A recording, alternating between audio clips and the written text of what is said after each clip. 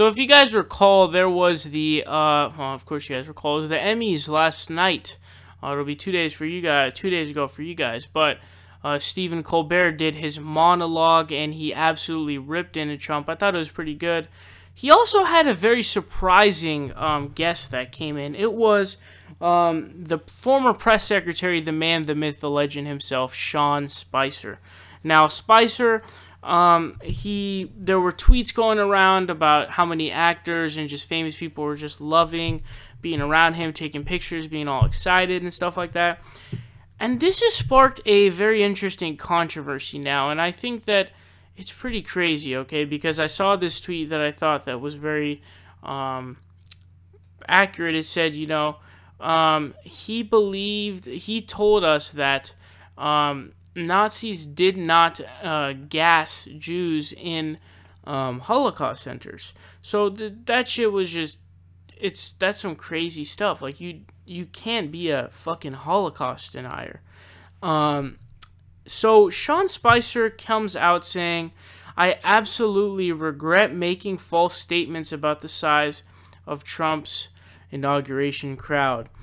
So here's what Raw Story reads. They say, former White House press secretary Sean Spicer tells the New York Times that he, quote, absolutely regrets berating members of the media who accurately reported that President Donald Trump's inauguration crowd size was smaller than the inauguration crowd size for former President Barack Obama.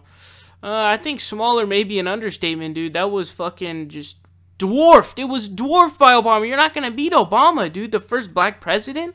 The fuck? Okay, so here's his quote. In an interview on Monday morning, Mr. Spicer said he now regrets one of his most infamous moments as press secretary, his decision to charge into the White House briefing room in January and criticize accurate news reports that Barack Obama's inauguration crowd was bigger than President Donald J. Trump's, reports the Times Glenn Thrush. Says Spicer on Sunday night appeared at the 69th, very interesting number, annual Primetime Emmy Awards, in which he mocked his infamous post-inauguration press conference by insisting that the audience for this year's Emmys would be the largest ever. Thrush asked Spicer if he feared Trump would be upset by his decision to make jokes on live television, that lampooned his own false statements. Quote, I certainly hope not.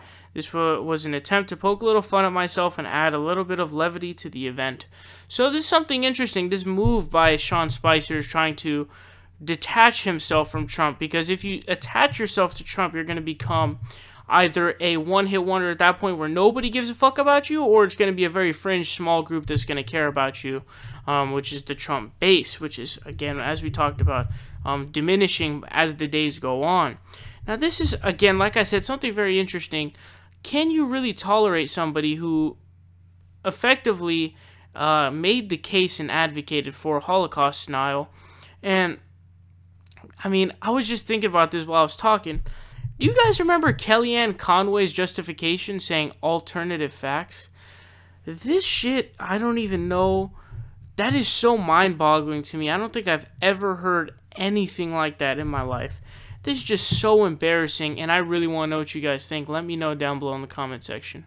Support independent progressive media by leaving a subscription down below.